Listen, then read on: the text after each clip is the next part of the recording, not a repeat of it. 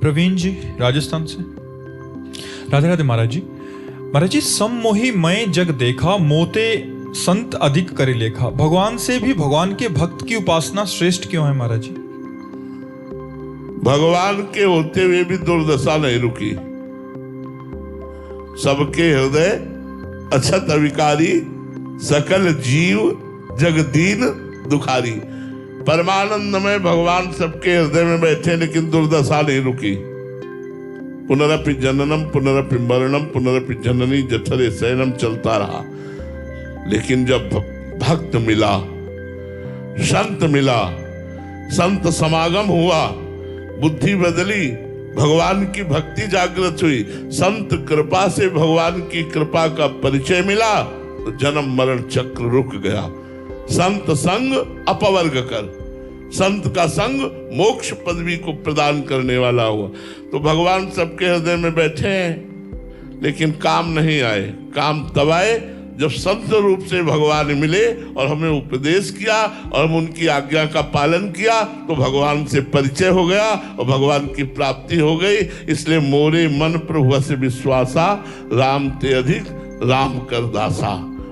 भगवान ने कहा, जाने उस संत अनंत समाना, सातों सब मुहिमे जग देखा, मोते अधिक संत कर लेखा। मेरे से भी अधिक संत को मानो, क्योंकि संत की कृपा से ही तुम मुझे जान पाओगे। आज तक किसी को कहीं भी भगवत प्राप्ति हुई है तो संत कृपा से ही हुई है। ऐसे तो 184 योनियों में भटक ही रहे, सबके हृदय में भगवान है, लेकिन जब संत समागम हुआ तो 84 का चक्र रुक गया और भगवान की भक्ति के द्वारा हम भगवत प्राप्त हो गए। इसलिए हम भगवान से भी बढ़कर गुरु को मानते हैं, भगवान से भी बढ़कर संतों को मानते हैं। ऐसा भगवान ने भी आदेश किया है। प्रियंका मिश्रा जी, राधे राधे गुरुदेव। महाराज जी, आपके सत्संग में एक बार सुना था कि एक बार एक पंडित जी कबीरदास जी महाराज जी को परास्त करने के उद्देश्य से उनके पास गया। उस समय कबीरदास जी महाराज जी ने उनसे प्रश्न किया कि पढ़कर समझे हो या समझकर पढ़े हो। महाराज जी, इस बात का अर्थ क्या है? कि अगर पढ़ के समझे होते तो भगवान का भजन करने लगते, क्योंकि शास्त्रों का सार है भगवान का भजन करना। और अगर समझ के पढ़े होते तो भगवान का भजन करने लगते। तो ना तुम समझ के पढ़े हो, ना पढ़ के समझे हो। इसलिए अभी तुम्हारे अंदर वो भाव नहीं है, विद्वता का अहंकार लेकर के दूसरों को पराजित करते हुए डोल रहे हो। तो ना तुम पढ़ के समझे हो, ना समझ के पढ़े हो। अगर पढ़ के समझ गए होते तो भगवान की शरण में होते। यदि समझ कर पढ़े होते तो शास्त्रों का सारे भगवान की भजन में या भगवान की वृत्ति में रहना या आत्मस्वरूप में स्थित होना। तो ना तुम समझ के पढ़े हो और ना पढ़ के समझे हो। कबीरदास जी ने यही बात समझाई उनको। अनिल जी, श्री हरिवंश महाराज जी। महाराज जी, हम अक्सर आपकी वाणी से सुनते हैं कि दुनिया में लाखों का मेला जुड़ा, हंसा जब जब उड़ा अकेला उड़ा। महाराज जी, हम संसारिक जन मेलों से कैसे हटे महाराज जी? वैराग्य और आध्यात्मिक नाम जप करो, नाम जप में सामर्थ्य है। जितना नाम जप करोगे तो संसार से वैराग्य, अपने स्वरूप का ज्ञान और भगवान से प्रेम तीनों बराबर होता चला जाएगा। लेकिन जैसे बहुत दिनों का भूखा आदमी हो और उसे एक कवल खाकर हटा दो तो भूख और प्रबल हो जाएगी। ऐसे बहुत जन्म से परमानंद में भगवान से बिछुड़े हुए हैं। तो अभी थोड़ा भजन हमें जलन प्रदान करता है। अधिक भजन करें तो यही भजन संसार से वैराग्य दिला देगा, भगवान से प्रेम हो जाएगा, अपने स्वरूप का ज्ञान हो जाएगा। हमें चिंता करने की जरूरत नहीं। राम नाम मणिदीप धरि, जीह देहरी द्वार, तुलसी भीतर। भीतर ज्ञान का प्रकाश और बाहर वैभव का प्रकाश, दोनों इह पर लोग सकल सुख पावत। जीव रूपी देहरी पे भगवान का नाम रख लो तो बाहर वैभव का प्रकाश और अंदर ज्ञान वैभव का प्रकाश दोनों हो जाएगा। राम नाम मणिदीप धरि, जीह देहरी द्वार, तुलसी भीतर बाहिरो, जो चाहस उजियार। बाहर भी चकाचक आनंद और अंदर भी चकाचक आनंद भगवान के नाम के प्रभाव से। न्यायाधीश हिमांशु जोशी जी, एमपी हाईकोर्ट। महाराज जी, जीवन की असली सफलता क्या है? स्वरूप का बोध हो जाना, भगवान से प्रेम हो जाना, मैं कौन हूं इसका पता लग जाना और भगवान से प्रेम हो जाना। ये असली सफलता। अगर ये नहीं हुई तो सब सफलता मिट्टी। आप जब शरीर छूटेगा तो आप जज नहीं रहेंगे। शरीर छूटेगा तो आपका करोड़ों का बैंक बैलेंस आपके साथ नहीं जाएगा, आपका बंगला नहीं जाएगा, गाड़ी नहीं जाएगी, पति नहीं जाएगा, परिवार नहीं जाएगा, मित्र नहीं जाएगा, अकेले आप जाएंगे और वो कर्मों का बोझा लेकर।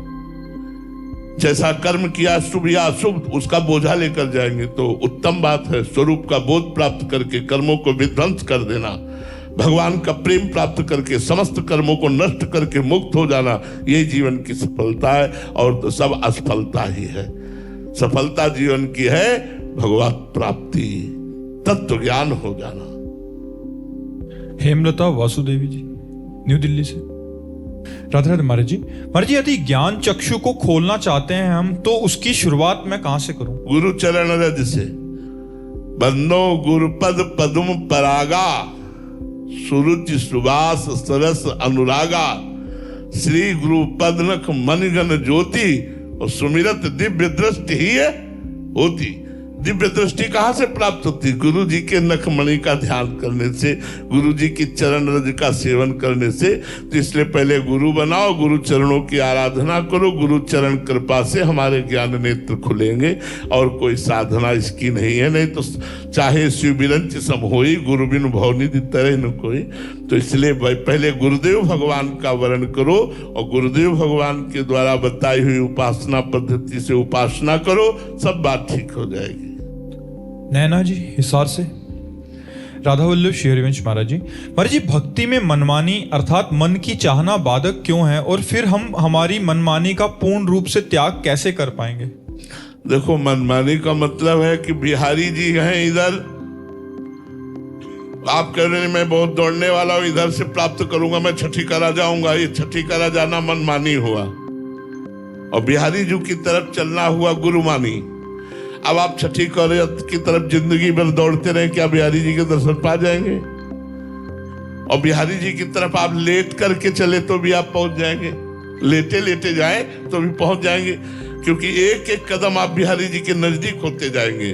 तो शास्त्र आज्ञा और गुरु आज्ञा भगवान के नजदीक आपको पहुंचाती है, और मनमानी उल्टा चाल है। इसलिए मनमानी चलने वाला कभी भगवत प्राप्ति नहीं कर सकता।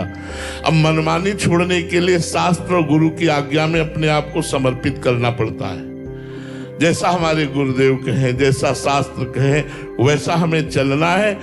उसमें मुझे कोई विचार नहीं करना, अपनी बुद्धि नहीं लगानी, तो हमारा बेड़ा पार हो जाएगा। संदीप जी दिल्ली से। राधे राधे महाराज जी। गुरुदेव, आपने सत्संग में बताया था कि आपकी किडनी खराब होने से पहले आपको साधन का ज्यादा भरोसा था, लेकिन किडनी खराब की खबर मिलने के साथ ही आपकी शरणागति बिल्कुल दृढ़ हो गई। तो महाराज जी, हम जैसे साधकों को ऐसी ही किसी घटना का इंतजार करना चाहिए या किसी अन्य साधन से? नहीं भैया, मत करना इंतजार घटना का। बहुत भगवान की कृपा है जिससे हम आपके सामने बोल पा रहे, नहीं तो दशा नहीं है शरीर की बोलने की। पीड़ा पूरे शरीर में, भयंकर पीड़ा है पूरे शरीर में इस समय भी, पर वो भगवान की कृपा से। तो भगवान से मनाओ कि शरीर स्वस्थ रहे और मन आपके चरणों में लग जाए, ये बहुत बड़ी बात है। अस्वस्थ होने पर फिर प्रायः मन शरीर में ही लगा रहता है। जिनका मन लग चुका है भगवान में उनकी बात तो अलग है, पर जिनका मन नहीं लगा है पूर्ण रूप से, फिर वो शरीर में ही लगा रहता है। इसलिए विपत्ति की आशा तो मत करो यार, भगवान की शरणागति की जरूर आशा करो कि नाथ ऐसा विवेक दे दो, ऐसी बुद्धि दे दो जो आपकी शरण में आ जाए। सबको विपत्ति दे के ही थोड़ी शरण में भगवान लेते हैं। हाँ, अलग अलग प्रक्रिया है शरणागत की। कोई घटना, कोई विपत्ति दे के, तो किसी को ज्ञान दे के, विवेक दे के। सब सुख संपत्ति है वो भगवान की शरण में है, पूर्ण रूप से उसे भगवान विवेक दे देते हैं। तो विवेक से भी तो शरणागति होती है। तो विपत्ति की मांग ना करो, दे दे तो उनका प्रसाद। जब किडनी नहीं खराब थी, चूंकि बचपन से साधनाभ्यास में लगे, तो वही साधन का भाव था कि अगर हम 6 घंटे पद्मासन में बैठते हैं तो ये हमें भगवत प्राप्ति कराएगा। कृपा का भरोसा नहीं था, कृपा शब्द से हमारा परिचय नहीं था। इंद्रियों को रोको, मन को रोको, जितेंद्रिय रहो, ब्रह्मचर्य रहो, भूखे प्यासे रहो, गर्मी सर्दी सहो, भगवान का भजन करो, ऐसा था। लेकिन जब किडनी फेल हुई तो बैठने लायक नहीं। अब भरोसा टूट गया साधन का और साध्य का भरोसा हो गया कि प्रभु अब तो सिर्फ आपकी कृपा से मेरा मंगल हो सकता है, आपकी कृपा से आपसे मिलन हो सकता है, मेरे में कोई साधना करने की तो सामर्थ्य रह नहीं गई। नाथ मैं आपकी शरण में हूँ। हृदय से शरणागति का प्रादुर्भाव हो गया। तो कभी कभी किसी घटना से शरणागति हो जाती, कभी कभी विवेक से शरणागति होती। इसलिए घटना मांगो मत, उनको देना हो तो दे देंगे, वो सामर्थ्य भी देंगे सहने की। वैसे विवेक से शरणागति बहुत सुंदर हो जाती है। नवीन सूरी जी लखनऊ से। राधे राधे महाराज जी। महाराज जी, भगवान की कृपा और हमारे प्रयास में क्या संबंध है? दोनों में कौन प्रभावशाली है? दोनों। जैसे पंछी के दोनों पंख आकाश में उड़ने के लिए अत्यंत आवश्यक हैं, ऐसे हमारा पुरुषार्थ और भगवान की कृपा दोनों परमार्थ की ऊंचाई पर चढ़ने के लिए आवश्यक है। यदि हम पुरुषार्थ न करें, केवल कृपा कृपा, न नाम जप है, न कुछ भजन करें, न शास्त्र स्वाध्याय, न सत्संग, तो कुछ नहीं होने वाला। अगर साधना कर रहे हैं, अहंकार है, कृपा का आश्रय नहीं, तो कुछ नहीं होने वाला। इसलिए कृपा का आश्रय और डट कर साधना, डट कर पुरुषार्थ दोनों करने चाहिए, तो उससे अध्यात्म की प्राप्ति हो जाती है। दोनों का महत्व है। ऐसा नहीं है कि साधना का महत्व नहीं है, दोनों का महत्व है। आज शरीर अस्वस्थ होने पर भी हमारी साधना चल रही है। जय बजे उठना, तय बजे उठना, शौच स्नान करना, अपनी दिनचर्या करना, भगवान की कृपा से सब चल रहा है वैसे ही। हाँ, अब यह है कि बराबर हम काफी समय तक एक आसन में नहीं बैठ सकते। थोड़ी देर बैठे, 4 कदम टहले, फिर आके बैठ गए, फिर टहले, फिर बैठ गए। अपनी दिनचर्या चल रही है। तो हमारा पुरुषार्थ प्रबल होना चाहिए और भगवान की कृपा का दृढ़ भरोसा होना चाहिए। इन दो बातों से भगवत प्राप्ति हो जाएगी। श्री राधा वल्लभ लाल की